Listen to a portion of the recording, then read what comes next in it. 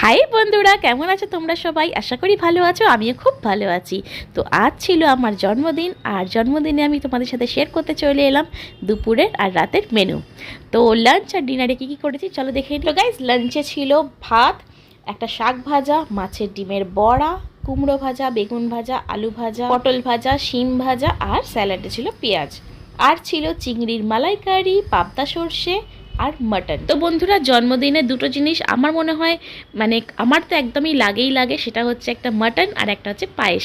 তো যাই হোক, আর ছিল পাঁপড় আর মিষ্টি। তো চলো দেখে নিই রাত্রে ডিনারে কী ছিল। তো ডিনারে ছিল বাটার গার্লিক নান, আলুর দম, চিলি চিকেন, স্যালাড আর পায়েস। তো বন্ধুরা, কুলচা থেকে সমস্ত কিছু, সকালের রাত্রে সমস্ত খাবারই মায়ের হাতের রান্না, আর তেমনই খেতেও খুব টেস্টি। এই শর্ট ভিডিও ভালো লেগে থাকলে লাইক, শেয়ার, সাবস্ক্রাইব করে দিও। Tata, bye bye.